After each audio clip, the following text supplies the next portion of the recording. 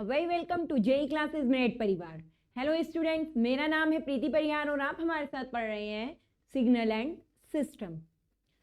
आज के लेक्चर में हम जेट ट्रांसफॉर्म एनालिसिस की प्रॉपर्टीज पढ़ेंगे। कुछ प्रॉपर्टीज हमने लास्ट लेक्चर में पढ़ ली थी, आगे की प्रॉपर्टीज हम इस लेक्चर में कंटिन्यू करेंगे। लास्ट लेक्चर में हमने प्रॉपर्टीज को कहाँ पर एंड करा था? डिफरेंशिएशन और एक्यूमुलेशन पर। पहले डिफरेंशिएशन देखा था, डिफरेंशिएशन भी हमने किस में देखा था? डिफरेंशिएशन दो टाइप से होता है।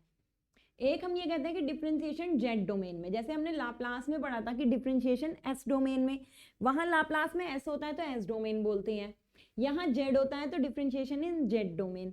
एक डिफरेंशिएशन और होता है जैसे वहां पे था टाइम डोमेन में, ऐसे यहाँ भी होता है डिफरेंशिएशन इन टाइम डोमेन पर, लेकिन हमने सिर्फ कौन सा देख लिया था अभी?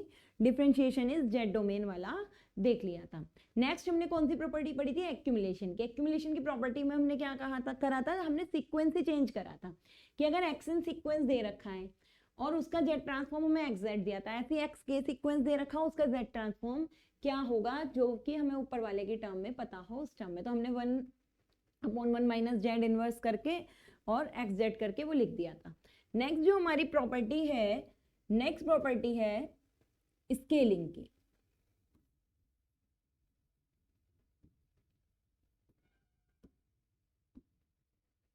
नेक्स्ट प्रॉपर्टी हमारी क्या है? स्केलिंग की।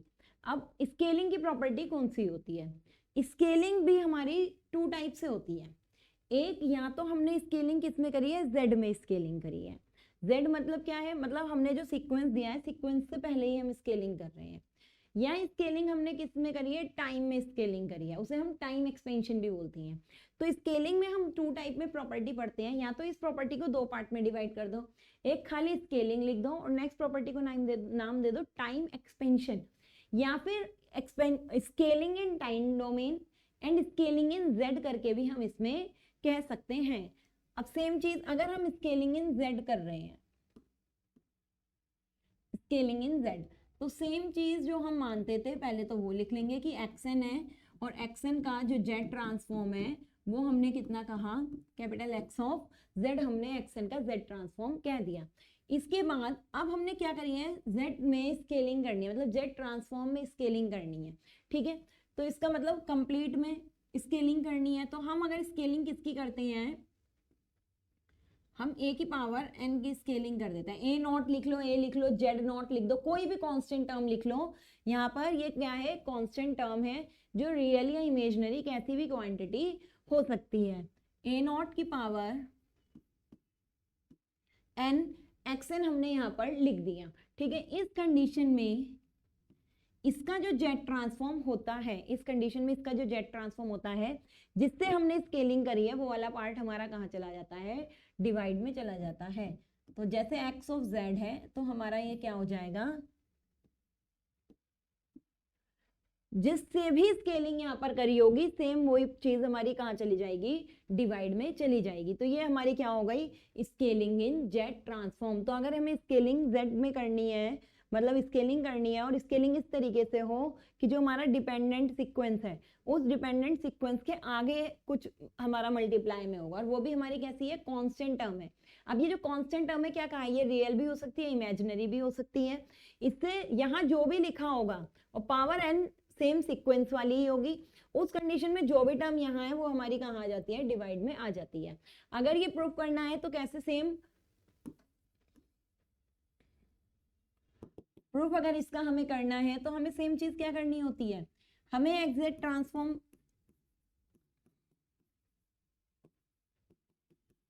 इस तरीके से हम लिखते हैं, ये है। अब यहां पर सेम एक्शन की जगह अब हमें किसका निकालना है? Z transform.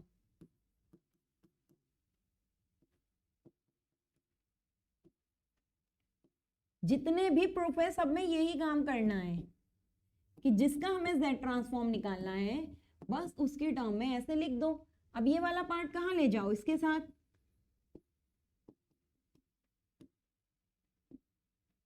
ये हमने करा तो नहीं है ना शायद अभी? नहीं, ये प्रॉपर्टी नहीं। ए नॉट की पावर एन है और जेड की पावर माइनस एन है, अगर जेड की भी एन बनानी है तो यहाँ इनवर्स लगा देती हूँ। और यहाँ कितना लिख देते हैं n।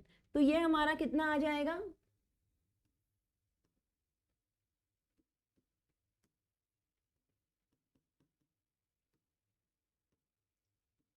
x of n z। यहाँ पर अगर देखो हमें z ट्रांसफॉर्म के टर्म में लिखना है तो यहाँ माइनस n बने रहने देना है, तो अगर इसे माइनस n ही बने रहने देना है, z ट्रांसफॉर्म के टर्म में लिखना है, इसलिए अगर सॉल्व करना होता z ट्रांसफॉर्म तो हम z इनवर्स लिखते हैं। अगर हमें z ट्रांसफॉर्म बने देना है तो यहाँ माइनस n ही रहने देना है। हमें फॉर्म तो अब ये वाली लिखनी है ना, तो माइनस n अगर इसे रहने दिया तो z तो वैसे ही रहा, और a को हमने क्या कर दिया, -1 कर दिया, या 1 अपॉन में लिख दिया। सेम चीज है, अब z को कहाँ लिख दो, इस चीज को ऐसे भी तो लिख सकते हैं।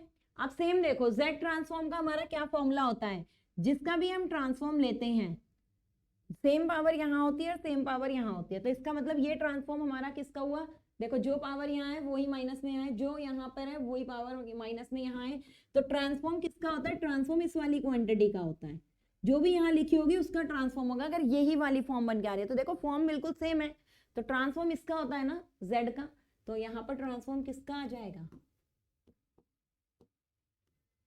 हो गई प्रूफ।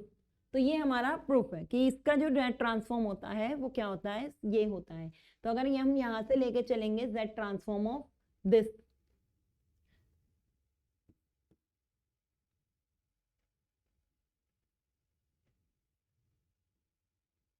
किसका ट्रांसफॉर्म लेके चल रहे हैं हम, इस वाले का अगर z ट्रांसफॉर्म लेके चलें, z ट्रांसफॉर्म ऑफ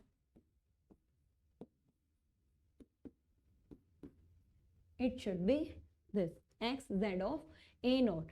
अब यहाँ पर अगर बात हम किसकी करें, ROC की बात करें, अगर यहाँ पर ROC की बात करेंगे तो क्या होगा, ROC सेम जैसे अभी तक पहले वालों की लिखी थी वैसे ही यहाँ पर लिखी जाएगी, जिसकी स्केलिंग करी है उसी के टर्म में। अब देखो यहाँ, हाँ चलो ये तो सब लिख लिया, अभी एक चीज इसमें और बता देंगे क्या है, ROC इसकी कैसे लिखी जाएगी, अगर मान लो इसकी ROC दी है इस वाले की, ऐसे दी है कि R1 और R2 के बीच में इसकी क्या है, ROC है, उस कंडीशन में अगर इसकी ROC लिखेंगे, यहाँ से कितने से स्केलिंग हुई है, A नॉट से स्केलिंग हुई है ना, तो यहाँ ROC कैसे लिखेंगे, A not modulus R1 greater than Z greater than R2 को भी ऐसे लिख लो same, A not modulus R2। ये हो गया हमारा किसका, ROC। अगर ROC भी हमने इसके साथ में क्या करनी है, डिफाइन करनी है, क्योंकि इस चैप्टर में ROC दे रखी है तो हम सबकी भी ROC क्या करते हुए चल रहे हैं, बताते हुए साथ में चल रहे हैं। कहीं कहीं पे ऐसा भी लिखा हो सकता है z अपॉन a नॉट ना लिखकर, इसे क्या लिखा हो सकता है, x z a not inverse, तो ये भी क्या है, बिल्कुल सही है। क्या लिखा हो सकता है इसे, x a नॉट का इनवर्स z। अब जिसकी भी यहाँ मल्टीप्लाई होगी, जितने की भी स्केलिंग हो रही होगी, इसे मल्टीप्लीकेशन ऑफ रियल या कांस्टेंट नंबर भी मल्टीप्लीकेशन ऑफ कांस्टेंट नंबर भी कह सकते हैं, जितने की भी यहाँ सीक्वेंस में मल्टीप्लीकेशन होगी वो यहाँ किस में चला जाएगा, इनवर्स में चला जाएगा। तो ये तो हो गई हमारी स्केलिंग। नेक्स्ट स्केलिंग इन टाइम डोमेन, या इसे क्या बोलते हैं, टाइम एक्सपेंशन। क्या बोलते हैं, या तो स्केलिंग इन टाइम डोमेन या फिर टाइम एक्सपेंशन इसे बोलते हैं।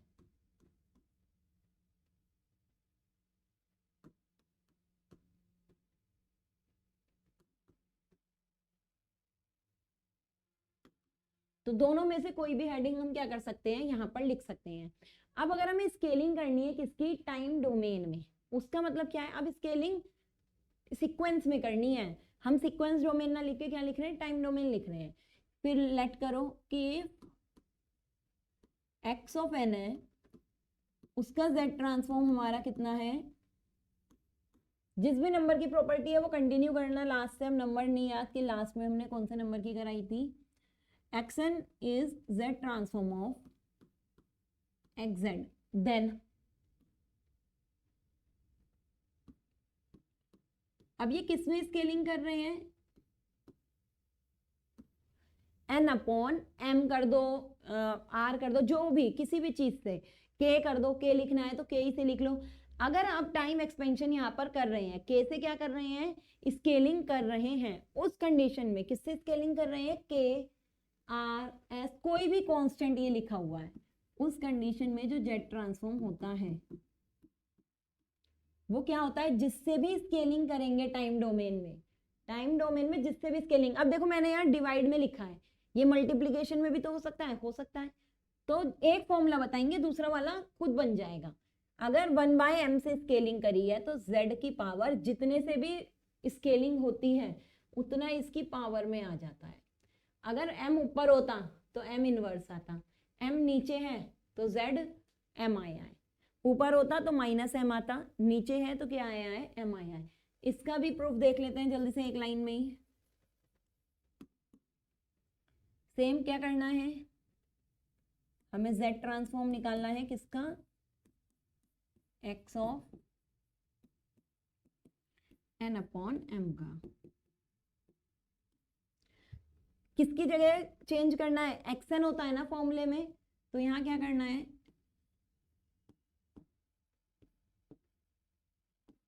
x n upon m into z की पावर n। x के अंदर जो चीज है उसे ही तो हमें क्या करना है, चेंज करना है। जो चीज हमने सेम यहाँ करी थी, हमें किस में चेंज करना होता है, जिसमें मल्टीप्लाई करी है उसे ही उठा के हमने क्या करा, आगे लाकर यहाँ पर रख दिया। अब यहाँ पर n को कुछ मान लो, n को यहाँ हम क्या करते हैं, कोई ना कोई टर्म मान लेते हैं कि let n is equals to k dot m, मतलब किसी भी कांस्टेंट से मल्टीप्लाई n को मान लो ताकि जो चीज डिवाइड में वो हमारी यहाँ क्या हो जाए, कैंसिल आउट हो जाए। अगर यहाँ k माना होता तो n बराबर m के मान लेते हैं, m एक कांस्टेंट आ जाता, r माना होता, जो भी चीज यहाँ मानोगे उसके मल्टीप्लाई में एक कांस्टेंट मानकर यहाँ पर क्या कर लेते हैं, इसे सॉल्व करने की कोशिश करते हैं।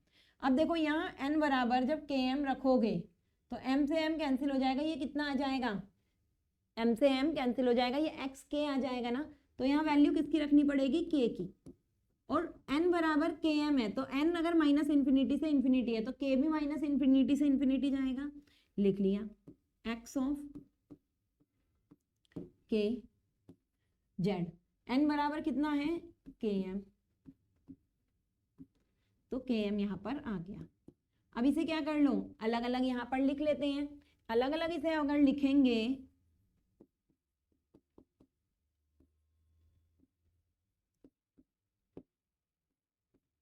इसे हम कितना कह सकते हैं,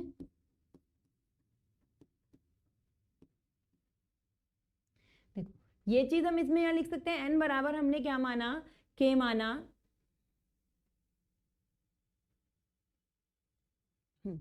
ये यहां पर हम क्या कर सकते हैं, हम ऐसे लिख सकते हैं। अब इसके बाद हमें क्या पता है कि हमने n बराबर के, हाँ, कि इसकी वैल्यू अगर देखें, ये वाली वैल्यू, तो ये हमारे किसकी तरह है, ये वैल्यू अभी इस टाइम पर अगर हम इस वाली वैल्यू को देखते हैं तो ये वैल्यू हमारी किसकी तरह है, x ऑफ z की तरह है। xn का जो z ट्रांसफॉर्म होता है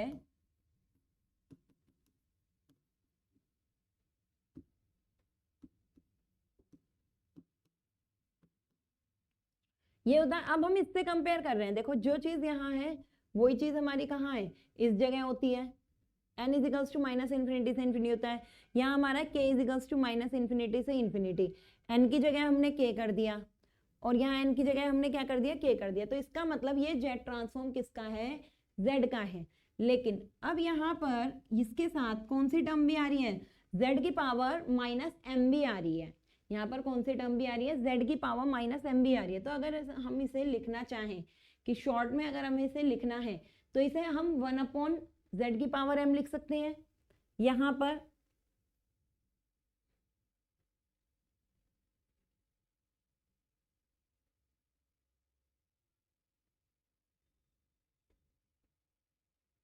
okay.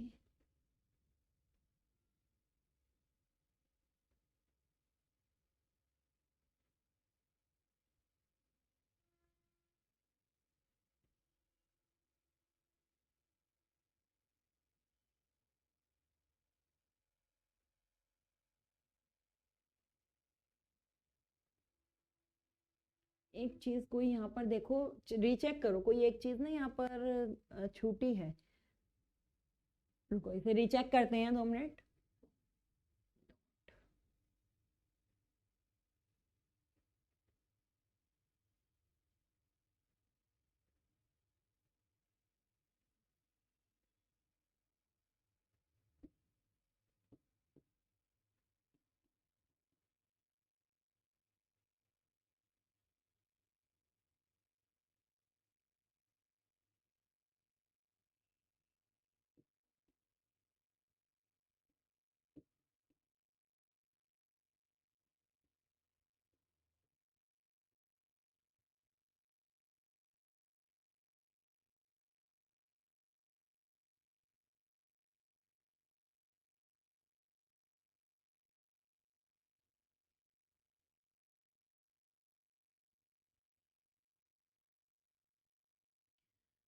तो ये कोई चीज यहाँ पर नहीं छूटी हुई है, ठीक है।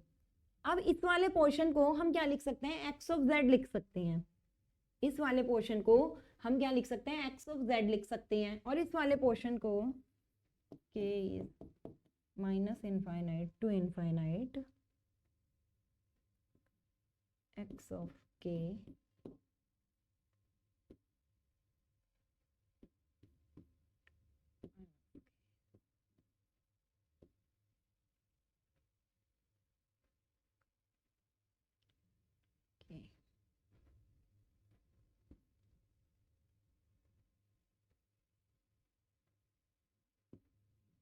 जेड की power minus K to Z की power M is equals to N by के।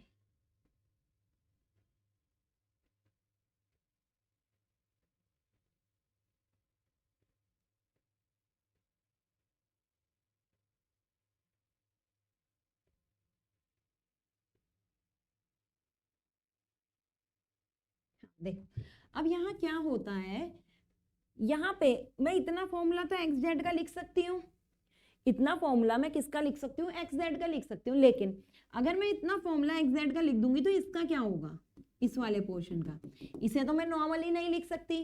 अगर इतना पोर्शन में एक्स जेड लिख दूंगी, जैसे यहाँ पर एक्स एन लिखती थी, मैंने ऐसे ही एक्स जेड लिख दिया, क्योंकि जो चीज यहाँ होती है अगर वही चीज पावर में हो तो वो फोरियर जेड ट्रांसफॉर्म हो जाती है किसी भी टर्म की। तो मैं इतने को तो एक्स जेड लिख सकती हूँ, लेकिन फिर इस वाले का क्या होगा।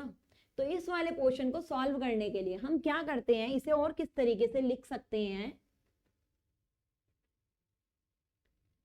हम यहाँ पर ऐसे भी तो लिख सकते हैं, ये माइनस के है ना, माइनस के की पावर एम, मल्टीप्लाई में पावर की पावर वाली जो होती हैं, किसी की पावर ऐसे है 2 की पावर 2 की पावर 2, तो 2 की पावर 2 ये होती तो 4 ही है। 2 की पावर 2 ये जो पावर होती है आपस में क्या होती है, मल्टीप्लाई होती है ना। तो सेम हमने क्या करा, ये जो k डॉट m था यहाँ पर हमें जो जिसका फोरियर ट्रांसफॉर्म बनाना, जेड ट्रांसफॉर्म बनाना था, वो वाला पार्ट तो वैसे लिखा, और जो पावर एक्स्ट्रा थी उसे और पावर में कर दिया। तो यहाँ पर हमने क्या करा, माइनस के तो ऐसे रखा, जो इसके साथ मल्टीप्लाई में m था उसे किसकी फॉर्म में लिख लिया, पावर की फॉर्म में लिख लिया। अब इसे गौर करो कि अगर हमने इसे ऐसे पावर के टर्म में लिखा है तो हमें पता है कि x ऑफ k और z की पावर माइनस k, तो इतने हिस्से को तो हम क्या लिख सकते हैं, x ऑफ z लिख सकते हैं।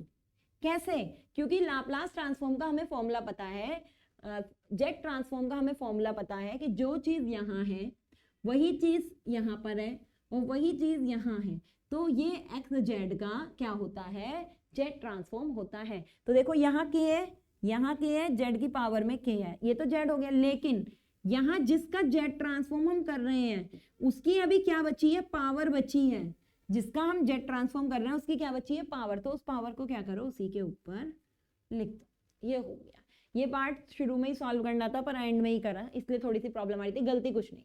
ठीक है, ये हो गया हमारा प्रूफ, ये रहा। अब मान लो यहाँ पर n बाय m की जगह n इंटू एम होता, n इंटू एम यहाँ पर लिखते हैं, n इंटू एम, फिर नीचे डिवाइड करना पड़ता इसे हटाने के लिए। वहां पर भी हम लेट करते, पर लेट फिर n बराबर m अपॉन k करते, यहाँ k अपॉन m करते। हमें बस किसे कैंसिल करना है, जो चीज़ हमने यहाँ एक्स्ट्रा डाली है डिवाइड में या मल्टीप्लाई में, उसे कैंसिल करना है। फिर हम जब ये सॉल्व करते हैं वो आते तब क्या देखते हैं हम कि यहाँ पे पावर क्या हो जाती, चेंज हो जाती। तो अगर डिवाइड करेंगे तो डिवाइड करने पे होगा। मोस्टली बस हमें यही वाली प्रॉपर्टी याद रखनी है, टाइम एक्सपेंशन या स्केलिंग इन टाइम डोमेन। ठीक है, नेक्स्ट 6 थी, नेक्स्ट है हमारी 7। एक मिनट रुकना जरा।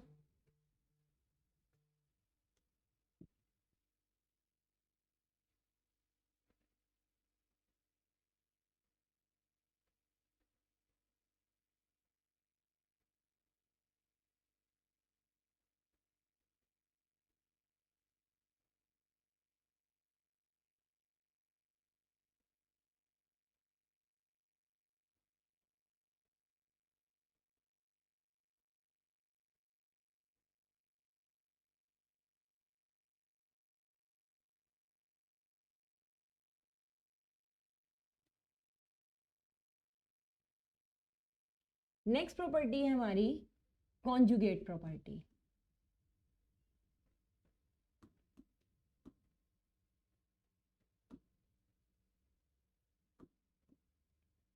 कॉन्जुगेट प्रॉपर्टी में क्या होता है, सेम कॉन्जुगेट वाला, एक कॉन्वोल्यूशन अलग होती है, ये कॉन्जुगेट अलग है। कॉन्जुगेट में क्या है, सेम पहले मानो इफ x ऑफ n का जो z ट्रांसफॉर्म है वो कितना है, x ऑफ z है। अगर हम इसका क्या कर दें, कॉन्जुगेट कर दें, कॉन्जुगेट का यही तो साइन होता है, कॉन्जुगेट में हम क्या करते हैं, कॉन्जुगेट का ये वाला साइन होता है। तो अगर हम इसका कॉन्जुगेट कर दें, अब इसका जेट ट्रांसफॉर्म बताओ क्या होगा। तो कॉन्जुगेट करने पर जो जेट ट्रांसफॉर्म होता है वो कैसे निकलता है, यहां जिसका कॉन्जुगेट हुआ है वहां भी कॉन्जुगेट होता है, और जो हमारा z है z का भी कॉन्जुगेट होता है। बस इतना सा कि जो हमारा यहाँ कॉन्जुगेट है उसका भी कॉन्जुगेट होगा, जो हमारा z है z का भी क्या हो जाएगा, कॉन्जुगेट हो जाएगा। सेम प्रूफ कर दो इसे। इसका प्रूफ आपको खुद करना है, मैं 2 लाइन लिख रही हूँ बस। 2 लाइन लिखने के बाद 2-3 लाइन में इसका प्रूफ हो जाएगा, तो वो आपको एक बार खुद करके देखना है। क्या चीज करनी है, यहाँ पर जेट ट्रांसफॉर्म निकालना है किसका, x कॉन्जुगेट n का। n is minus infinite to infinite x conjugate n z की पावर माइनस n। ये हमें क्या करना है, सबसे पहले ये वाली लाइन लिखनी है। अब इसके बाद कॉन्जुगेट की प्रॉपर्टी लगानी है। कॉन्जुगेट की प्रॉपर्टी लगाने के बाद यहाँ क्या करना है, इसे पूरे को सॉल्व करके आंसर निकालना है। आंसर क्या लाना है, एक्स कॉन्जुगेट जेड कॉन्जुगेट की टर्म में यहाँ पर आंसर लाना है। ठीक है, तो जितनी अभी तक प्रॉपर्टी पहले करी थी सेम इस वाली प्रॉपर्टी को भी वैसे ही क्या करना है, सॉल्व करके लाना है। मतलब इसे एक बार खुद सॉल्व करके देखना, बहुत ईजी है। सिंपली जो कॉन्जुगेट वाला रूल होता है वो यहाँ लगाओगे एक्स कॉन्जुगेट एन का, और इसे हम क्या कर लेंगे, सॉल्व कर लेंगे।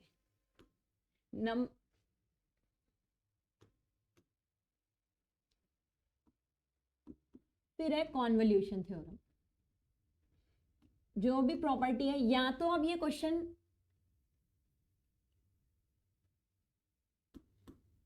इसे या तो कॉन्वोल्यूशन प्रॉपर्टी का हो या कॉन्वोल्यूशन थ्योरम के अंदर लिख दो।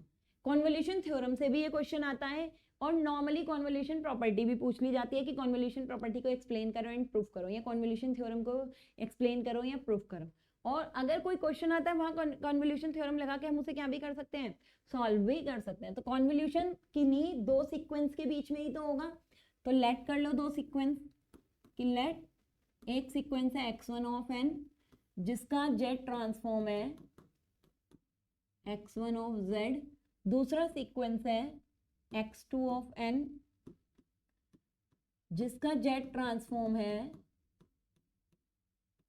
x2 of z। ये 2 कॉन्वोल्यूशन मतलब 2 हम पे क्या है, सीक्वेंस है, और इन दोनों का अलग अलग z ट्रांसफॉर्म हमें पता चल गया है।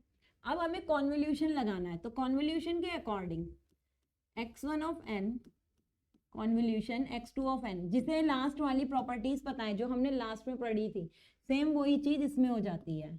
लास्ट वाली मतलब चाहे फोरियर की हो, लाप्लास की हो, किसी की भी पड़ी थी, सेम वही वाली चीज यहाँ हो जाती है। x1 of n convolution of x2 of n कितना आता है ये, x1 of z multiplied by x2 of z। तो कहीं पे अगर हम पे दो जेट ट्रांसफॉर्म मल्टीप्लाई में है हम उसे कॉन्वोल्यूशन में लिख सकते हैं, कहीं पर अगर हम पे दो सीक्वेंस कॉन्वोल्यूशन में है हम उसे किस में लिख सकते हैं, मल्टीप्लाई में लिख सकते हैं, अगर उसका जेट ट्रांसफॉर्म करेंगे। इनवर्स जेट ट्रांसफॉर्म सीक्वेंस आ जाता है मल्टीप्लीकेशन का, और अगर कोई कॉन्वोल्यूशन में है उसका जेट ट्रांसफॉर्म करो तो क्या आ जाता है, जेट ट्रांसफॉर्म मल्टीप्लीकेशन में आ जाता है। मल्टीप्लीकेशन की प्रॉपर्टी अलग है, ये किसकी प्रॉपर्टी है, प्रॉपर्टी है ये कॉन्वोल्यूशन की। तो कॉन्वोल्यूशन की प्रॉपर्टी ये होती है, जब सीक्वेंस का मल्टीप्लीकेशन करते हैं तो अलग चीज आती है, कॉन्वोल्यूशन करते हैं तो अलग चीज आती है। अब इसे अगर प्रूफ करना है हमें प्रूफ, तो हमें कॉन्वोल्यूशन का जेट ट्रांसफॉर्म निकालना है, jet transform of x1n convolution of x2n। ठीक है, तो यहाँ पर अगर मैं अब प्रॉपर्टी लगाती हूँ तो अभी तो हम पे n है ना, तो n is equals to minus infinite to infinite x1 on n convolution x2 of n z की पावर माइनस n। अब हम पे xn की जगह हम पे क्या चीज है, z की पावर माइनस n, इस तरीके से है। अब यहाँ पर कॉन्वोल्यूशन थ्योरम लगाओ, कॉन्वोल्यूशन थ्योरम के अकॉर्डिंग हमारा क्या होता है, पहली वाली टर्म को तो वैसे ही लिख लेते हैं, मतलब कोई भी उसमें जितने का भी हमने क्या करा, कॉन्वोल्यूशन इंटीग्रल होता है ना, तो क्या लिखते हैं, समेशन तो साइन ऐसे ही रखो, इंटीग्रेशन ऑफ किसका, x1 के साथ अगर k का करा है हमने, यहाँ पर k शिफ्टिंग हुई है यहाँ पर, इनटू x2 k माइनस जो भी k माइनस n करना है, जितने का भी हमने यहाँ शिफ्टिंग हुई है वो लिख देते हैं। यही तो होता है k dot k minus n into z की पावर माइनस n। तो हमने सिंपल यहाँ पर क्या लगाई है, कॉन्वोल्यूशन की प्रॉपर्टी लगा दी। जब कॉन्वोल्यूशन की प्रॉपर्टी लगाते हैं हमें सिंपल xn का पता है कि खाली जो xn होता है उसका z ट्रांसफॉर्म होता है xn डॉट z की पावर माइनस n। ऐसे अगर हम x2n का लिखेंगे तो x2n का x2 into z transform x की पावर माइनस n। लेकिन जब हम कॉन्वोल्यूशन लगाते हैं तो कॉन्वोल्यूशन की प्रॉपर्टी क्या होती है, जितने से भी क्या करिए शिफ्टिंग करी है वो लिख दो, k से शिफ्टिंग करी है k लिख दिया, और यहाँ पर जितने की शिफ्टिंग हुई है k की शिफ्टिंग हुई है, अच्छा k की शिफ्टिंग करी है हमने, जितने की भी शिफ्टिंग हुई है, कॉन्वोल्यूशन इंटीग्रल या कॉन्वोल्यूशन का मतलब यही तो होता है कि वो ये बताता है कि एक डोमेन से दूसरे डोमेन में जब ये गया है या एक से दूसरे डोमेन में जाने पर इसने कितने की ओवरलैपिंग करी है, तो ओवरलैपिंग k की करी है तो k के टर्म में ही हम इसे क्या कर देते हैं, लिख देते हैं। अब ये जो इंटीग्रेशन होता है ये भी हमारा किसे रिप्रेजेंट करता है, समेशन को ही तो रिप्रेजेंट करता है। तो इंटीग्रेशन जो यहाँ पर है इसको, इसीलिए मैंने इतना पार्ट छोड़ा था, इसे हम क्या भी लिख सकते हैं, समेशन। क्या कौन सी वाली टर्म है यहाँ, k, तो माइनस इनफाइनाइट से इनफाइनाइट। ये लिखने का तरीका किसका है, कॉन्वोल्यूशन प्रॉपर्टी को लिखने का मेथड होता है। तो यहाँ पर हमने कॉन्वोल्यूशन वाले प्रॉपर्टी के लिए इसको क्या कर दिया, इस तरीके से लिख दिया, x of k x2 of n minus k, यहाँ पर x1 x2 की टर्म में हमने इसको क्या कर दिया, लिख लिया। अब क्या करना है इसको, यहाँ पर एक टर्म n माइनस k है, एक टर्म k है, लेकिन हम पे सिर्फ z की पावर कितनी है, माइनस n है। यहाँ हमें कितने जेट ट्रांसफॉर्म बनाने हैं, दो जेट ट्रांसफॉर्म बनाने हैं। तो क्या करो कि यहाँ भी इस तरीके से बनाओ ताकि n माइनस के भी बन जाए और k भी बन जाए। तो अगर यहाँ n माइनस के और k दोनों बनाने हैं तो क्या कर सकते हैं,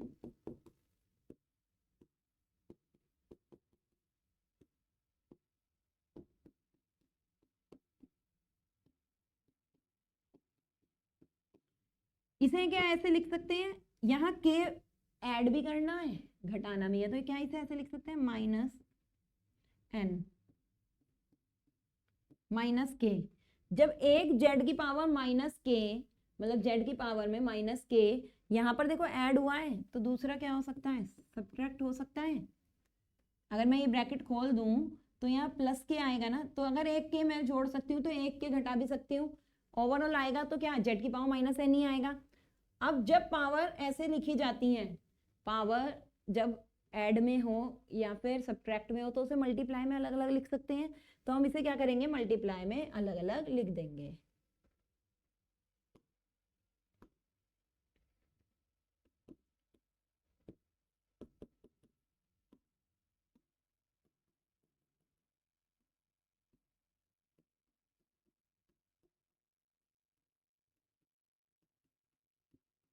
z की पावर माइनस n माइनस के लिख दिया डॉट z की पावर माइनस के, ऐसे लिख सकते हैं ना इसे।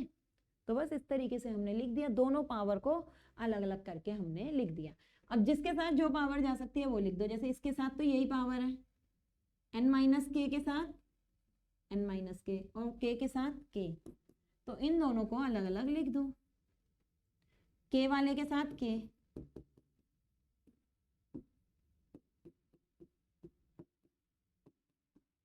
हो गया एक जेट ट्रांसफॉर्म, दूसरा वाला दूसरे वाले के साथ।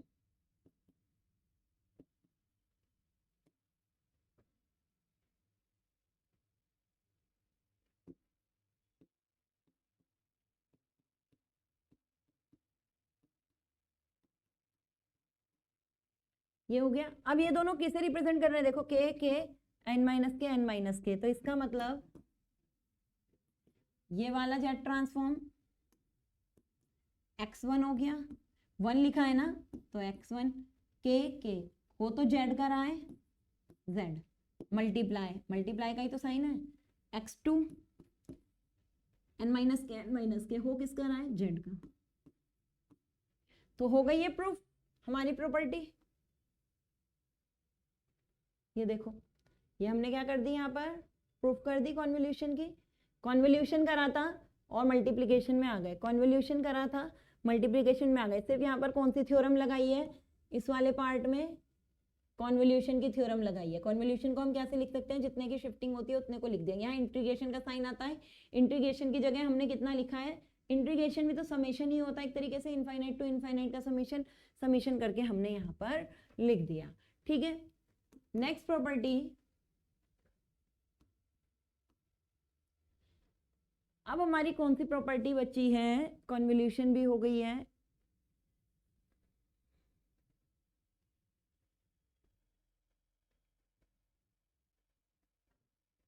अब हम पे प्रॉपर्टी आ जाती है।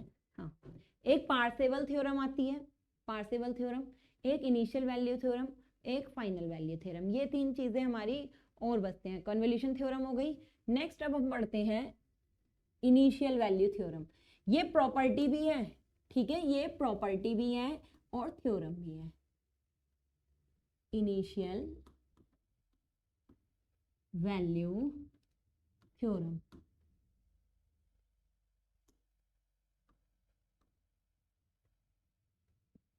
ठीक है, इनिशियल वैल्यू थ्योरम आ गई अब हमारी। नेक्स्ट, इसे चाहे तो प्रॉपर्टी लिख लो,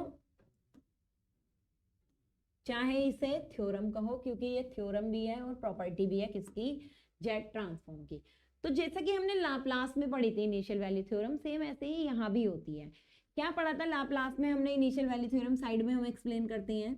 लाप्लास में हमने इनिशियल वैल्यू थ्योरम यही तो पढ़ा था, फंक्शन ऑफ एस, अगर यहाँ पर function of T, time domain से ही तो जाता है, function of T where T tends to 0, initial में टी टेंड्स टू 0, तो एफ ऑफ 0 ही तो आएगा, टी टेंड्स टू 0, ये किसके बराबर होता है, F of S, S dot F S where limit S tends to infinity. यही तो होता है कि टाइम डोमेन में टी टेंड्स टू 0 में जो भी वैल्यू होती है वो एस डोमेन में एस डॉट एफ एस में एस टेंड्स टू इनफाइनाइट के बराबर होती है। ये हमारी कौन सी थ्योरम होती है, इनिशियल वैल्यू थ्योरम होती है। तो इनिशियल है तो हमें स्टार्टिंग में 0 वैल्यू रख के वैल्यू निकालते हैं, वो हमारी इनफाइनाइट पे एस डॉट एफ एस के बराबर होती है।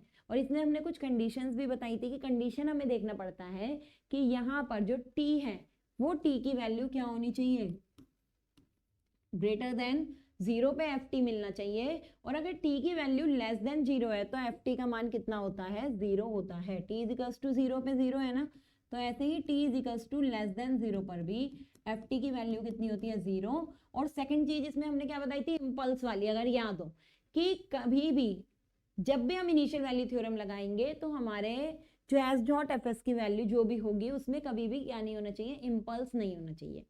अगर इसमें इम्पल्स हैं तो पहले इम्पल्स को रिमूव करेंगे तब इनिशियल वैल्यू थ्योरम लगेगी। अगर हमारी इक्वेशन में इम्पल्स हैं, एस डॉट एफ एस जो हमने कन्वर्ट करा उसमें अगर इम्पल्स की वैल्यू हुई या फिर जो एफ टी है जो हमने सिग्नल दिया इस सिग्नल में इम्पल्स हुआ है तो इम्पल्स पे इनिशियल वैल्यू थ्योरम नहीं लगती। तो हमें ये भी पता होना चाहिए कि system does not contain impulse और higher order impulse value at t is equals to 0। T is equals to 0 पे हम पे कोई भी इम्पल्स नहीं होना चाहिए। ठीक है, ये चीज हमें पता थी। एक चीज हमने और कही थी इनिशियल वैल्यू थ्योरम लगाते टाइम की, इनिशियल वैल्यू थ्योरम में जो न्यूमरेटर होना चाहिए वो हमेशा लेस होना चाहिए किससे, डिनोमिनेटर से। Numerator always less than denominator. ये भी हमने किस में बताई थी, इनिशियल वैल्यू थ्योरम की बारे में ये सारी चीजें बताई थी। तो जो हमने वहां पर कंडीशन कही थी वही सारी कंडीशन हमारी कहाँ लगती है, यहाँ भी वही सारी कंडीशन लगती है। ठीक है, तो इनिशियल वैल्यू थ्योरम हम अब कहाँ लगाएंगे, ये सिर्फ याद दिलाने के लिए थी। यही चीज हमारी यहां पर होगी कि अगर हमारा कोई सीक्वेंस xn है तो xn के लिए भी यही वैल्यू है कि n इज लेस देन 0 पे xn की वैल्यू कितनी होनी चाहिए, 0 होनी चाहिए। और xn कोई भी क्या नहीं करना चाहिए, n इज इक्वल्स टू 0 पे कोई भी इम्पल्स कंटेन नहीं करना चाहिए। xn doesn't contain impulse at n is equals to 0। तो xn where n tends to 0, तो n को अगर 0 रख देंगे तो x ऑफ 0 ही तो आएगा ये। तो ये आ गया कि x ऑफ 0, इसे लिखो या मत लिखो, लेकिन इनिशियल वैल्यू थ्योरम में ये जरूर बताना है कि अगर अब हम इसे किस में लिखेंगे, n से z में, हमेशा उस डोमेन में जाता है ना जिस डोमेन में हमें लिखना है। लाप्लास में s डोमेन में गया था, यहाँ कौन से डोमेन में जाएगा, z डोमेन में जाएगा। तो z डोमेन में यहाँ तो n बराबर 0 है, वहां z बराबर कितना रखना पड़ेगा, इनफाइनाइट। यही तो होता है, वहां यहाँ n बराबर 0 है, वहां z बराबर कितना रखना पड़ेगा, इनफाइनाइट। तो x of z where limit, चाहे लिमिट यहाँ ऊपर लिखो चाहे नीचे लिखो, कहीं भी लिख सकते हैं, z limit z tends to infinite. ठीक है, बस अंतर क्या है ये याद रखना, वहां s डॉट एफ एस होता है, यहाँ z dot F Z x Z नहीं होता। ये थोड़ा सा डिफरेंस है इसमें। कभी जल्दबाजी में ये सोच लेते हैं कि वहां एस एफ एस था तो यहाँ भी कितना होगा, जेड एक्स जेड था, ऐसा नहीं होता। यहाँ कितना होता है, केवल एक्स जेड होता है कि जेड ट्रांसफॉर्म में जेड टेंड्स टू इनफाइनाइट बराबर होता है X tends to n tends to 0 के। तो जो भी यहाँ x0 पे वैल्यू आएगी ना वो xz की वैल्यू निकलेगी। तो अगर किसी को ROC निकालनी है, कोई सिग्नल दिया और ROC निकालनी है, तो ROC निकालने का आसान तरीका होता है कि z में अगर वैल्यू कोई दी है वहां पर क्या रखो, z इज इक्वल्स टू 0 रख के x0 लिया होता है। x0 पे जो वैल्यू निकलेगी वो हमारी किसकी वैल्यू निकलेगी, ROC की। लेकिन z बराबर जब इनफाइनाइट रखोगे वो हमारी वैल्यू किसकी निकलेगी, इनिशियल वैल्यूज निकलेंगी। तो इनिशियल वैल्यू निकालने के लिए z बराबर कितना रखना पड़ता है, इनफाइनाइट यहाँ पर रखना पड़ता है। अब अगर इसको क्या करना है, प्रूफ करना है,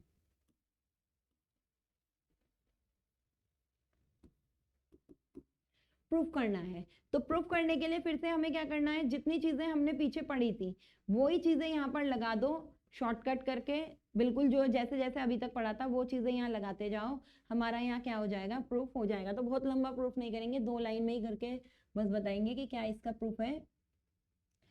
अब हमें पता है जेड ट्रांसफॉर्म ऑफ एक्सन,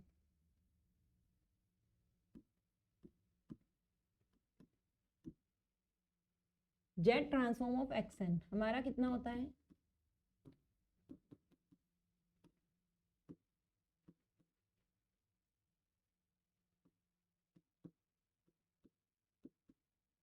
ऐसे होता है। अब यहाँ पर क्या करना है, हमने क्या कहा है कि n से लेस देन 0 पर इसकी वैल्यू कितनी होती है, इनिशियल वैल्यू थ्योरम में 0 होती है। n इज इक्वल्स टू 0 पे 0 है और n is equals to greater than पे हमें क्या मिलती है, इनिशियल वैल्यूज मिलती है। तो हम इसे कहाँ से भी लगा सकते हैं, टू इनफाइनाइट चल सकते हैं।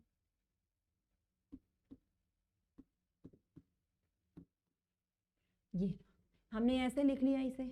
अब इसको लिखने के बाद यहाँ वैल्यू रखना शुरू करो। जब हमने 0 रखा तो x ऑफ 0 z की पावर 0, x ऑफ 1 z की पावर -1, x ऑफ 2 z की पावर -2, डॉटेड डॉटेड ऐसे आ जाएगा। अब इसे अगर हम सॉल्व करेंगे, z की पावर 0 हमारा कितना होता है, हमेशा 1 होता है। तो x ऑफ 0 पर जो हमारी वैल्यू आएगी वो हमारी कितनी आएगी, z की पावर अगर हम यहाँ पर कितनी रखते हैं, 1 रखते हैं, तो ये तो हमारा कितना आएगा, 0 आएगा। तो यहाँ हम कितना लिख सकते हैं इसे, 0, मतलब z की पावर 0 है तो कितना आएगा, 1 आएगा। तो इसे हम कितना लिख सकते हैं, x ऑफ 0। बस यहाँ इतना ही प्रूफ है ये।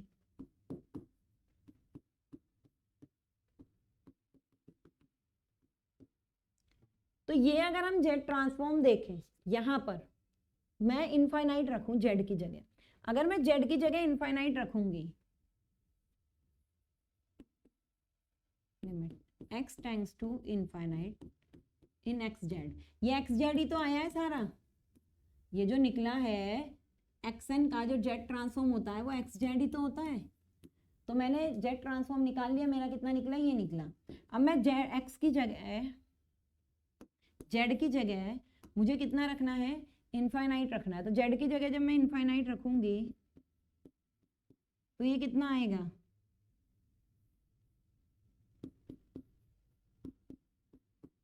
Zero plus zero plus zero, ऐसे ही तो आएगा।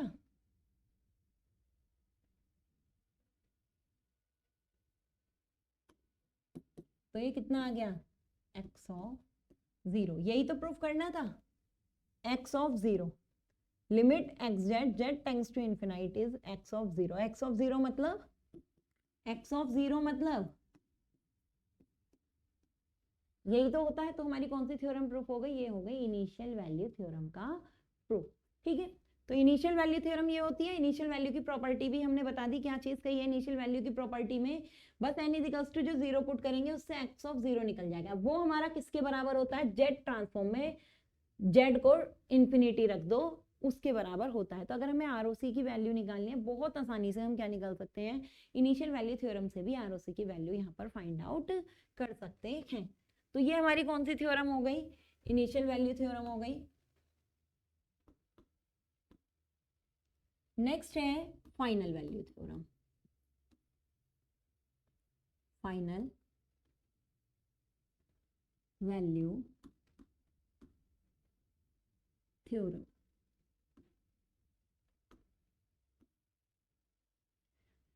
अब जैसे हमने इनिशियल वैल्यू थ्योरम पढ़ी है और फाइनल वैल्यू थ्योरम पढ़ी है, सेम फाइनल वैल्यू थ्योरम के लिए यहाँ भी सेम चीज कि फाइनल वैल्यू थ्योरम, लाप्लास में फाइनल वैल्यू थ्योरम क्या होती थी, ft लेते थे और t टेंड्स टू कितना लेते थे, इनफाइनाइट लेते। तो इसका मतलब फंक्शन की इनफाइनाइट पे वैल्यू रख के आती थी, कि जो भी इनफाइनाइट रख के वैल्यू आती थी टी डोमेन में वो किसके बराबर होती थी, यहाँ पर कितना रखना पड़ता था हमें, s fs limit s tends to 0। हमें यहाँ लिमिट कितनी रखनी पड़ती थी, s टेंड्स टू 0। तो अगर हमें 0 रख के जो वैल्यू मिलेगी s डोमेन में वही हमें इनफाइनाइट रख के मिलेगी टी डोमेन में, ये हमारी फाइनल वैल्यू थ्योरम होती है। फाइनल वैल्यू मतलब फाइनल पे वैल्यू निकालते हैं, फाइनल मतलब इनफाइनाइट पे जाके, कि टाइम डोमेन में इनफाइनाइट पे रख के जो वैल्यू निकलेगी वही लाप्लास में हमारी 0 रख के वैल्यू निकलेगी। तो यही चीज, यही कंडीशन अब यहाँ पर आती है। सेम ये चीज यहाँ भी वही होगी कि टी 0 से लेस पर इसकी वैल्यू क्या होती है, 0 होती है। तो जो चीज हमने वहां पे पढ़ी है वही चीज हमारी कहाँ होगी, यहाँ भी होगी। ठीक है, अब यहाँ पर क्या चेंज है, यहाँ तो कितना है एस एफ एस है ना, बस अब जो यहाँ पर चेंज है वो कितना आता है वो देखो। यहाँ पर हम क्या कर रहे हैं, सीक्वेंस लेते हैं xn और n टेंड्स टू क्या करते हैं, इनफाइनाइट। करना वही है, n टेंड्स टू इनफाइनाइट बराबर कितना हो जाएगा, x ऑफ इनफाइनाइट आएगा ना। तो अभी जब प्रूफ करना होगा तो इसी टाइप से कुछ प्रूफ करेंगे, इज इक्वल्स टू लिमिट, यहाँ कितना रखना है अब हमें, z टेंड्स टू 0 नहीं रखना है, बस ये यहाँ पर चेंज है। यहाँ क्या नहीं रखना है, 0 नहीं रखना है, यहाँ क्या रखते हैं 1, क्योंकि यहाँ जो हम सर्कल लेते हैं, जो जेड ट्रांसफॉर्मर बनाते हैं, वो यूनिटी सर्कल पे ही तो बात करते हैं। जो भी हमने प्रॉपर्टी बताई थी, स्टेबल है, कॉजल है, नॉन कॉजल है, एंटी कॉजल है, कुछ भी अगर चीज होती है, यहाँ भी अब तक हमने आरओसी बताई थी, वो यही तो बताया था कि सर्कल के अंदर आता है अगर पोल माइनस एन टू इन्फिनिटी होते हैं, 0 टू इन्फिनिटी होते हैं, मतलब राइट साइडेड होते हैं, तो सर्कल से बाहर आता है। अगर फाइनाइट ड्यूरेशन के अंदर होता है, कोई भी पोल कंटेन नहीं करता है। अगर बोथ साइडेड होते हैं तो एनुलर रिंग की टर्म में बनता है, मतलब दो के बीच में बनता है, पोल के दो के बीच में बनता है। ये सारी चीजें पर हमने यूनिट सर्कल से बताई थी ना, तो इसलिए फाइनल वैल्यू थ्योरम जब यहाँ लगती है तो जेड टेंड्स टू 0 नहीं होता है, बल्कि जेड टेंड्स टू क्या होता है, इनफाइनाइट, क्योंकि जेड टेंड्स टू 0 पे तो कोई सर्कल होगा ही नहीं। अगर हमारा इंटायर प्लेन में पोल एग्जिस्ट करेंगे और हम पे कोई फाइनाइट वैल्यू होगी, उस कंडीशन पे जो हमारा आरओसी एग्जिस्ट करेगा वो z इज इक्वल्स टू 0 और z is equals to minus infinite से इनफाइनाइट पे एग्जिस्ट नहीं करता है। और सर्कल हम यहाँ क्या लेते हैं, यूनिटी पे लेते हैं, तो इस वजह से यहाँ हम जो z की वैल्यू रखते हैं वो कितनी रखते हैं, 1 रखते हैं, क्या नहीं रखते, 0 नहीं रखते। अब जब हमने यहाँ पर चेंज कर दिया, 0 की जगह क्या कर दिया, 1 कर दिया, तो यहाँ पर भी हम क्या कर देते हैं, 1 minus Z inverse x of Z, इतना कर देते हैं। वहां तो केवल एस एफ एस था, यहाँ एस एफ एस ना होकर यहाँ क्या होता है, 1 minus Z inverse x of Z. तो 1 minus Z inverse x of Z करके यहाँ हम क्या निकाल लेते हैं, वैल्यू यहाँ पर निकाल लेते हैं। अब क्या करना है, सेम यहीं पर प्रूफ करके दिखाना है कि इसकी वैल्यू ये कैसे निकलेगी, कि X N is equals to ये कैसे होता है। अब यहाँ पर प्रॉपर्टी लगती है, अच्छा ये वाली प्रॉपर्टी हमने बताई नहीं कि एक डिफरेंशिएशन की, कहा था ना 2 प्रॉपर्टी होती हैं, एक डिफरेंशिएशन की थी जेड डोमेन में जो हमने बता दी थी, एक डिफरेंशिएशन की प्रॉपर्टी होती है हमारी टाइम डोमेन में। तो जो टाइम डोमेन में प्रॉपर्टी होती है उसमें क्या होता है, X of N minus X of N minus 1। देखो अगर किसी का भी हम डिफरेंशिएशन करते हैं, अगर कोई टर्म हम पे है और उसका हम क्या कर रहे हैं, डिफरेंशिएशन कर रहे हैं, तो डिफरेंशिएशन में क्या होता है, जो पहली वाली टर्म का डिफरेंशिएशन करते हैं माइनस उससे एक टर्म नीचे वाली का ही तो डिफरेंशिएशन होता है। जब किसी का हम डिफरेंशिएशन करते हैं, differentiation of X of N D N करके लिखते हैं, तो हम ऐसे ही तो लिख लेते हैं उसे, X of N minus X of N minus 1, उससे जस्ट कौन सी, पहले वाली। तो जब डिफरेंशिएशन इन टाइम डोमेन होता है, डिफरेंशिएशन इन टाइम डोमेन होता है, इसकी वैल्यू किसके बराबर होती है, 1 minus Z inverse x of Z के बराबर निकलती है। ये सॉल्व करके आता है, ठीक है। ऐसे यहाँ भी लिख सकते हैं, ये ऐसे होता है एन, देखो एन माइनस एन माइनस 1। तो डिफरेंशिएशन जब हम एक्सन का करते हैं, मतलब टाइम डोमेन में करते हैं, उस कंडीशन में इसकी वैल्यू हमारी इसके बराबर आती है। अब इसे अगर खोलेंगे तो एन से एन तो कैंसिल हो जाएगा, तो ये वाला पार्ट इसलिए लिखने की क्या नहीं होती, हमें कोई नीड नहीं होती, हम डायरेक्ट लिख देते हैं X N minus X of N minus 1 बराबर होता है 1 minus Z minus 1 X of Z के। ये चीज होती है, ठीक है, ये प्रॉपर्टी है किसकी, जेड ट्रांसफॉर्म में डिफरेंशिएशन की। तो डिफरेंशिएशन इन टाइम डोमेन, एक प्रॉपर्टी यहाँ हो गई, इसे एक्स्ट्रा डाल के लिख लेना, differentiation in time domain is equal to 1 minus Z inverse x Z, ठीक है। तो टाइम डोमेन में हम डिफरेंशिएशन करते हैं तो ऐसा होता है। जैसे हमने वहां भी डिफरेंशिएशन जब करा था, तो डिफरेंशिएशन करने पर हमारा क्या हुआ था, किससे मल्टीप्लाई होती थी, एस होता था, मतलब लाप्लास होता था तो एस से होती थी। और अगर हमारा क्या हो जाता था, फोरियर होता था तो e की पावर j ओमेगा से होती थी, उसका हम रिवर्स भी कर सकते थे। वही चीज हमने क्या करी है, यहाँ पर भी इस तरीके से यहाँ पर बता दे, ठीक है। तो अब बस ये चीज यहाँ पर लिख लो उठा के कि हमें पता है x of n minus X of n minus 1 is equals to होता है 1 minus Z inverse x of z के। ये चीज हमें क्या है, यहाँ से पता है।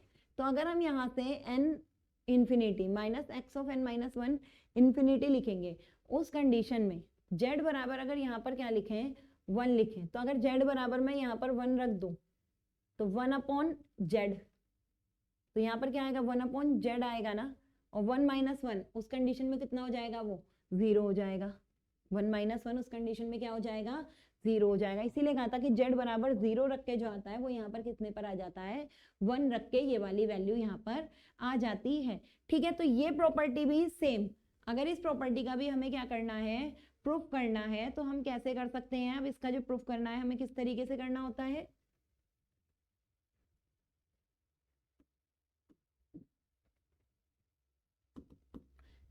क्या करेंगे इसे भी, कि इसका हमें क्या लेना है, अगर z ट्रांसफॉर्म लेना है, इसका हमें क्या लेते हैं, अगर z ट्रांसफॉर्म लेते हैं, तो z ट्रांसफॉर्म की कंडीशन में हमने जो यहाँ पर बताया है कि फाइनल वैल्यू थ्योरम भी जो लगेगी वो किस पे लगेगी, कि n इज लेस देन 0 पर जो xn होता है, n इज लेस देन 0 पर जो xn होता है वो कितना होता है, 0 होता है। सेम यही इनिशियल में भी लगानी है, यही हमें फाइनल में भी लगानी है।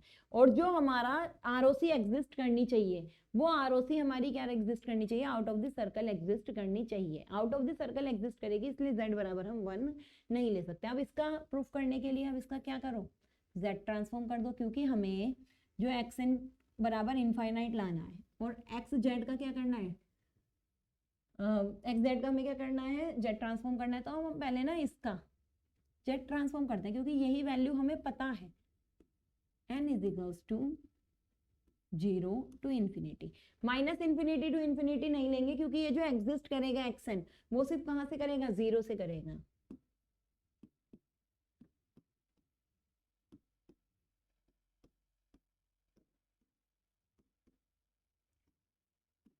देखो फॉर्मूला तो यही होता है ना, कि जिसका भी हमें जेड ट्रांसफॉर्म निकालना है वो xn हो गया। अभी हमारे लिए ये xn है, ये हमारे लिए xn है, तो xn की जगह पूरा रख दिया और z की पावर क्या लिखते हैं, जो ही xn होता है उसकी जगह z की पावर माइनस n यहाँ पर लिख देते हैं। ठीक है, अब हमें पता है कि जो इसका z ट्रांसफॉर्म होता है, इसका जो z ट्रांसफॉर्म होता है, डिफरेंशिएशन होती है, वो डिफरेंशिएशन हमारी किसके बराबर होती है, 1 minus Z inverse.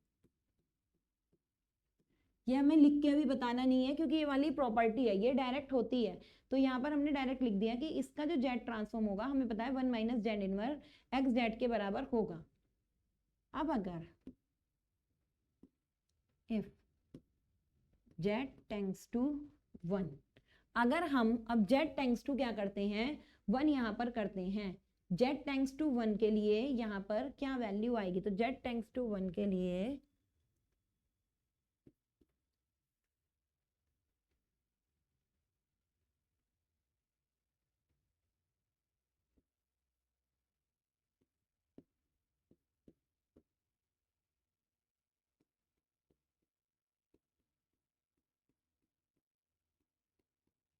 One minus Z inverse x Z ही तो है, यहाँ पर जेड टेंड्स टू 1 करो, तो 1 माइनस 1 बाय 1, 1 बाय जेड इसे लिख सकते हैं।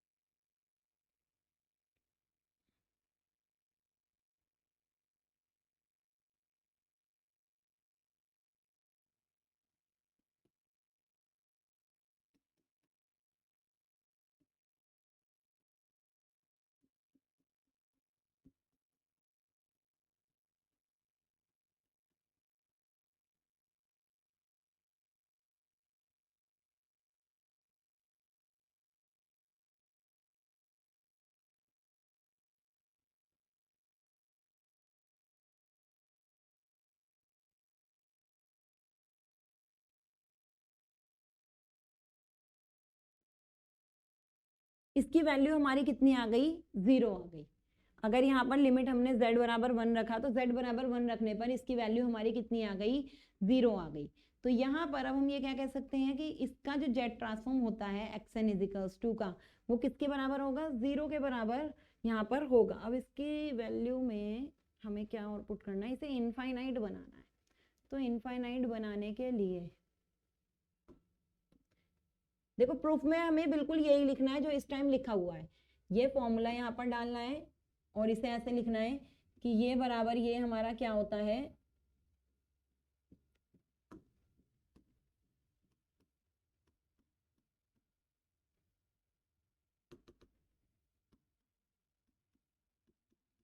सेम वही चीज लिखी है, दोबारा से वो 2 लाइन हटानी थी। xn माइनस वन बराबर हमारा इसके होता है।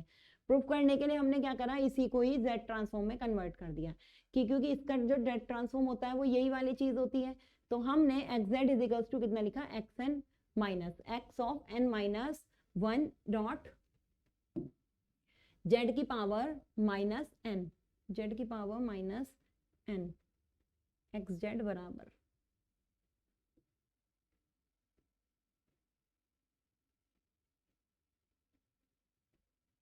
एक तरीके से इसे और देखते हैं यहाँ पर साइड में करके।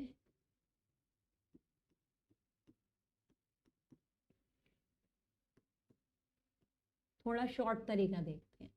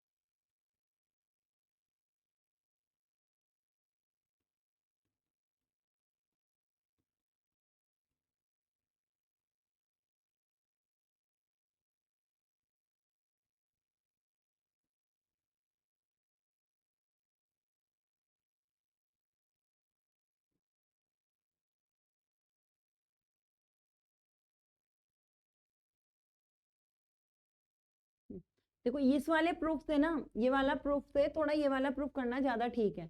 ये वाला प्रूफ भी ठीक है पर इससे ये वाला करना, इसमें क्या करा हमने, हमें पता है ये फॉर्मूला इतना होता है, xn minus one is equals to 1 minus Z inverse xz होता है। तो हमने क्या करा, xz बराबर लिख लिया। xz बराबर हमारा यहाँ पर कितना आया, xn minus one, x of n minus one आया। ठीक है, यहाँ से हमारा इतनी ये चीज आ गई है। अब हमने क्या करा, इसे 1 माइनस जेड इनवर्स को यहाँ पर ले गए हैं। जब 1 माइनस जेड इनवर्स को हम कहाँ ले गए, नीचे ले गए, तो हमने क्या करा, n बराबर अब 0 रख के यहाँ वैल्यू निकालनी स्टार्ट करी। जब n बराबर 0 रख के यहाँ वैल्यू स्टार्ट करी, तो सबसे पहले ही जब यहाँ n बराबर 0 रखेंगे तो 1 अपॉन जेड है, 1 माइनस 1 अपॉन जेड, जेड को 0 रखा तो यहाँ क्या आ गया, इनफाइनाइट आ गया। तो n बराबर 0 रखने पर, n बराबर 0 रखने पर जेड की पावर यहाँ पर कितना आएगा, जेड नहीं रखा पहले, n बराबर 0 रखने पर यहाँ क्या होगा,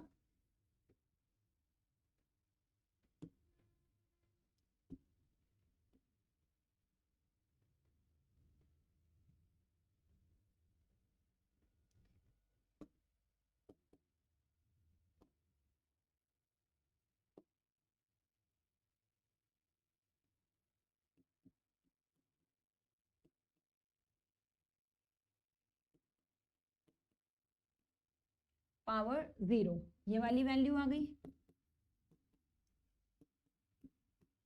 ऐसे आगे ये चलता जाएगा, हम बस एक पार्ट का यहाँ लेके दिखा रहे हैं, n बराबर 0 पे रख के ऐसे जाते जाएंगे आगे तक ये वैल्यू आती जाएगी। अगर यहाँ पर n इज इक्वल्स टू 0 से कहाँ तक निकालना है, इनफाइनाइट तक निकालना है। तो इस वाली कंडीशन में अगर हम देखें तो ये कितना आ रहा है,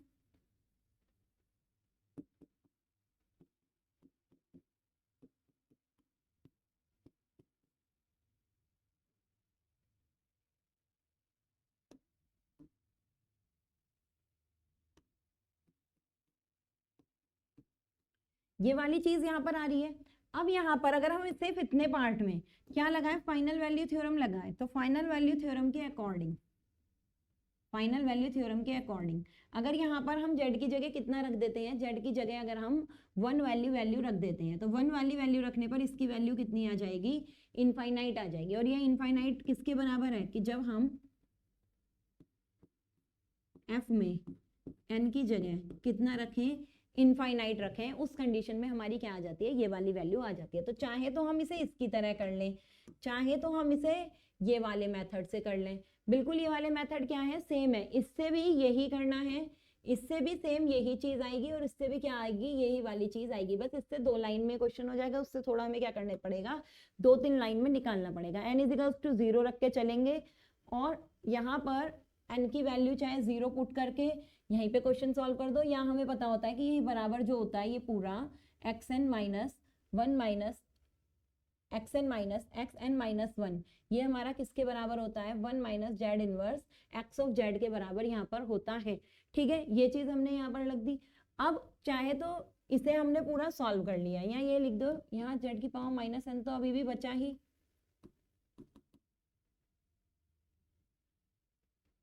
ये वाली चीज हमारी क्या हो रही है, यहाँ पर बची ही है। n बराबर यहाँ क्या पुट करो, 0 पुट करो। जब n बराबर यहाँ 0 पुट करेंगे तो 1 minus Z inverse x of z ही आएगा, ये वाली चीज आएगी। हमने डायरेक्ट लिख दी थी, n बराबर 0 से पहले ही ये सारी चीज क्या कर दी थी, डायरेक्ट लिख दी थी। ऐसे वहां पर भी n बराबर क्या पुट करा है, 0 पुट करा है। इसके बाद यहाँ पर क्या करनी है थ्योरम में, n बराबर 0 पुट कर लिया था, अब n बराबर इनफाइनाइट रख के भी हम ये चीज निकाल सकते हैं। तो अगर मैं n बराबर यहाँ इनफाइनाइट रखूं तो 1 अपॉन जेड इनफाइनाइट है, 1 अपॉन जेड जब इनफाइनाइट यहाँ पे करूंगी तो वैल्यू कितनी आ जाएगी, 0 आ जाएगी। तो जब इनफाइनाइट रखूंगी तो ये वैल्यू 0 के बराबर आ जाएगी, 0 रखूंगी तो इनफाइनाइट। हमें वैल्यू कितने पे रखनी है, 1 पे करनी है। तो ऐसे ही अगर n बराबर मैं कितना रखूंगी, 1 रखूंगी, n बराबर अगर मैं यहाँ कितना रख देती हूँ, 1 रख देती हूँ, तो वैल्यू हमारी क्या आएगी, अलग आएगी। तो 0 1 2 3 4 रख के हम क्या निकाल सकते हैं, बहुत सारी वैल्यू निकाल सकते हैं। जाना हमें कहाँ तक है, इनफाइनाइट तक जाना है। तो z की पावर जब माइनस n यहाँ होगा तो ये z की पावर n ही होता है। जब मैं यहाँ इनफाइनाइट रखूंगी तो ये वैल्यू कितनी आ जाएगी,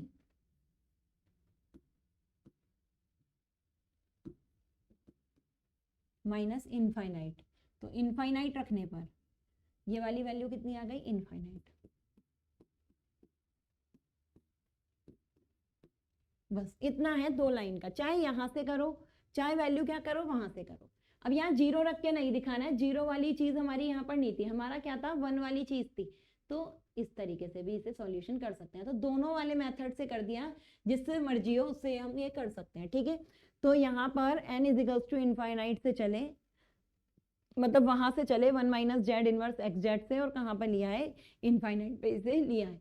तो n बराबर चाहे 0 से इनफाइनाइट लिखो, चाहे यहाँ 1 से लिख दो, क्योंकि यहाँ वैल्यू z की कितनी दे रखी है, 1 दे रखी है। कहीं से भी चलो हमारा एंड में आके क्या आ जाएगा, यही क्वेश्चन यहाँ पर आ जाएगा। ठीक है, कुछ जगह क्या कर रखा होगा, यहाँ z को लिख ही नहीं रखा होगा, क्यों, क्योंकि z बराबर यहाँ कितना रख दिया होगा, 1 रख दिया होगा, कि जब 1 की पावर माइनस n करो या 1 की पावर कुछ भी करो, यहाँ कितना आएगा, 1 ही आएगा। तो 1 वाले केस में कितना हो जाएगा, 1 minus Z inverse x Z. तो वो चीज तो हमने बता ही रखी है, हमें प्रूफ कितने के करनी है, उसे एक्स ऑफ इन्फिनिटी की करनी है। अच्छा, मैंने फंक्शन लिख दिया,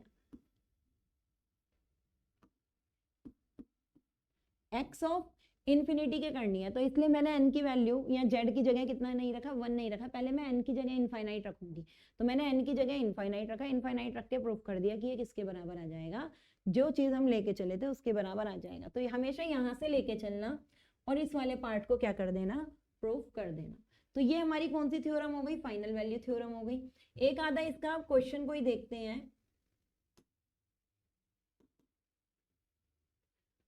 फिर हम अब अपनी अगली थ्योरम करेंगे। एक क्वेश्चन देखने के बाद हम क्या करेंगे, नेक्स्ट थ्योरम करेंगे। तो देखते हैं कोई एक क्वेश्चन इसका।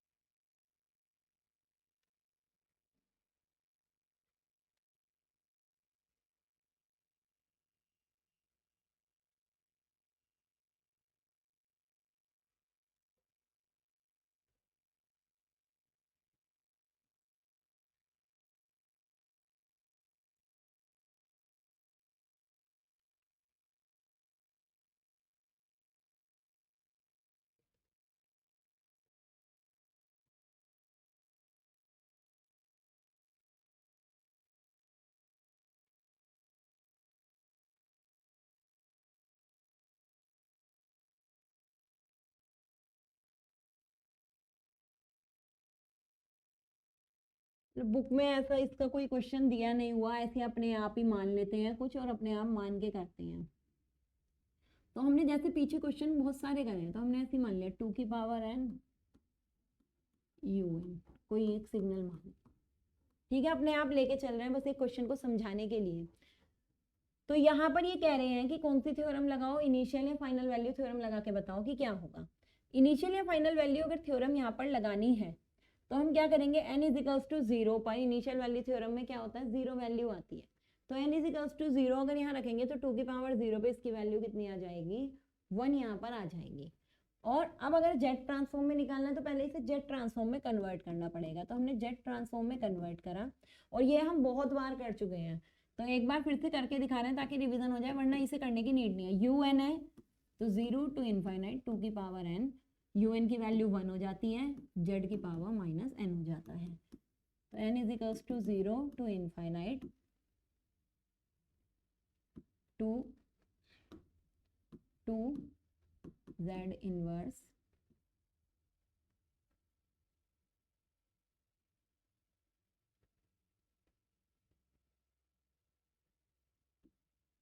की पावर n। अब यहाँ 0 1 2 3 रखना शुरू कर दो, तो 2 सबसे पहले आ जाएगा, जब n बराबर 0 रखोगे तो किसी की भी पावर 0 कितनी होती है 1 होती है, तो 1 आ जाएगा, प्लस 1 रखोगे n की जगह तो 2/z आ जाएगा, प्लस 2/8/z स्क्वायर 8/z³। इस तरीके से यहाँ पर क्या होता है आता जाता है, कॉमन रेशो क्या है 2/z है, तो 2/z अपॉन 1 माइनस 2/z, यही हमारी वैल्यू होती है। इसे हम क्या भी लिख सकते हैं, अगर इसे कैंसिल कर रहे हैं तो इस वाली चीज को हम क्या भी लिख सकते हैं, अच्छा यहाँ पे फर्स्ट टर्म आती है, first term divide by 1 minus common term, तो इसे हम क्या भी लिख सकते हैं 1 अपॉन 1 माइनस 2z इनवर्स। तो ये हमने डायरेक्ट फॉर्मूला बताया था ना, अगर कभी भी a की पावर n un आए तो फॉर्मूला होता है 1 अपॉन 1 माइनस az इनवर्स, और अगर यहाँ a की पावर माइनस n हो जाए तो यहाँ आ जाता है प्लस, ठीक है, बस इतना अंतर है। तो देखो 1 माइनस a की पावर n un का 1 अपॉन 1 माइनस az इनवर्स, तो 2 की पावर n, a की जगह बस कितना है 2, तो 2 रख दिया डायरेक्ट, डायरेक्ट फॉर्मूला ये याद होना चाहिए, यहाँ फिर भी एक्सप्लेन करके दिखाया है। अब यहाँ कौन सा ट्रांसफॉर्म हमें लगाना है, फाइनल, अगर इनिशियल वैल्यू थ्योरम लगाते हैं तो इनिशियल वैल्यू थ्योरम के according x of z tends to infinite, initial value theorem में z टेंड्स टू क्या होता है हमारा इनफाइनाइट होता है, वहां पर z टेंड्स टू क्या था, मतलब फाइनल में 1 होता है, इनिशियल में कितना होता है इनफाइनाइट होता है। तो जब z टेंड्स टू इनफाइनाइट करा और x z का निकालना है तो इसे हम कितना लिख सकते हैं z अपॉन z माइनस 2, यही तो है ये 1 अपॉन z माइनस 2, z कितना है इनफाइनाइट है, तो यहाँ पे तो हमें वैल्यू पता है, अगर मैं z यहाँ से कॉमन ले लूँ, पूरा सॉल्व करने की कोशिश करते हैं कि इनफाइनाइट ना आए, तो अगर मैं z यहाँ से कॉमन ले लूँ तो यही वाली चीज ही तो आ रही है,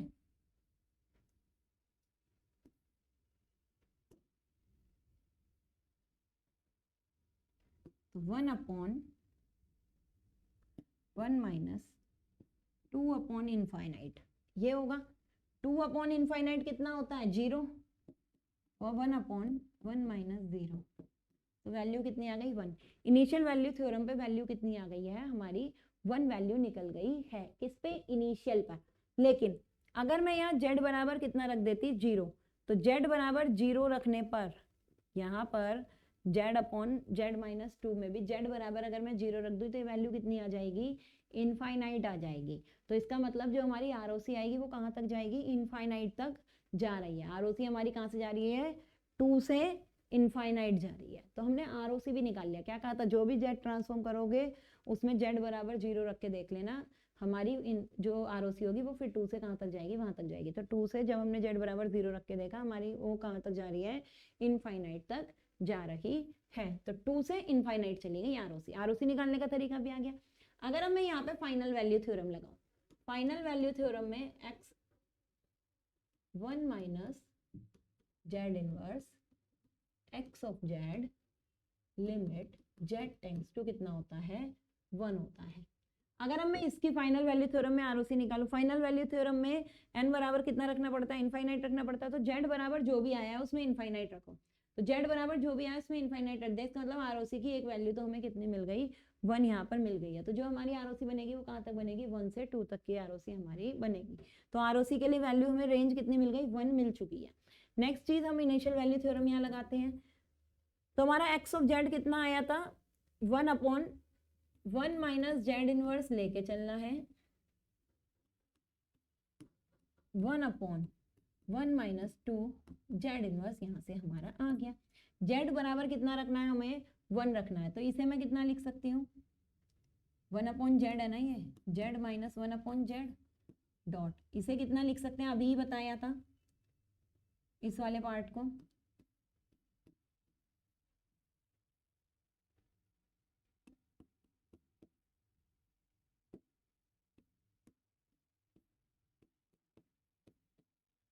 ऐसे ही तो लिख सकते हैं, जेड की जगह कितना रखना है 1 रखना है।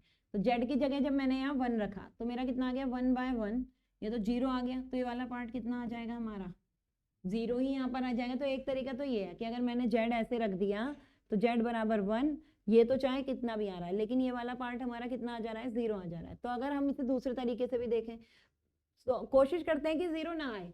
अगर किसी भी तरीके से 0 या इनफाइनाइट नहीं आ रहा है तो ठीक है, लेकिन अगर कोई तरीके से हो ही नहीं रहा तो 0 लिख सकते हैं। ठीक है, आप देखते हैं अगर इसे सॉल्व करके आता हो तो जेड माइनस 1/जेड 1/जेड माइनस 2/जेड। तो जेड से हमारा जेड क्या हो गया यहाँ पर कैंसिल हो गया। तो जेड की जगह 1 रखा, 1 माइनस 1 0 1 माइनस 2, तो ये तो 0 ही आएगा। कैसे भी कर लो ये हमारा क्या आ रहा है 0 ही आ रहा है। तो हमने इनिशियल वैल्यू थ्योरम भी लगा दी और यहाँ हमने फाइनल वैल्यू थ्योरम भी लगा दी। तो यहाँ हमारी क्या हो गई आज initial value theorem, final value theorem, differentiation की आज इसी में ही हमने टाइम वाली प्रॉपर्टी भी बता दी और स्केलिंग भी हो चुकी है और एक आधा जेड ट्रांसफॉर्म का न्यूमेरिकल भी हमने कर लिया। नेक्स्ट लेक्चर में अब हम क्या करेंगे पार्सेवल थ्योरम बची है वो करेंगे और तुम्हारी कौन सी थ्योरम बची है, थ्योरम बस यही है, पार्सेवल बची है। पार्सेवल से पहले ही पार्सेवल में जो यूज होगा वो क्या होता है मल्टीप्लीकेशन। कॉन्जुगेशन तो बता दिया था ना, सिर्फ हम हमारा क्या रह गया मल्टीप्लीकेशन रह गया है। तो मल्टीप्लीकेशन में बस सिंपल है, 2 सिग्नल का मल्टीप्लीकेशन 1/2πj कॉन्जुगेशन के बराबर होता है। जो पहले पढ़ा है सेम वैसे ही होता है। तो सिर्फ कॉन्जुगेट मल्टीप्लीकेशन बताना है 2 इम्पल्स का और पार्सेवल बतानी है। उसके बाद हम क्या करेंगे इनवर्स लाप्लास और उसके न्यूमेरिकल या नॉर्मल लाप्लास और उसके मतलब इनवर्स लाप्लास नहीं इनवर्स जेड ट्रांसफॉर्म और उसके न्यूमेरिकल नेक्स्ट टॉपिक हमारा होगा। तो अगले लेक्चर में हम ये सारी चीजें कवर करने की कोशिश करेंगे। तो आज का लेक्चर हम इसी टॉपिक के साथ यहाँ पर खत्म करते हैं। अब आपसे मिलेंगे नेक्स्ट लेक्चर में, तब तक के लिए गुड बाय।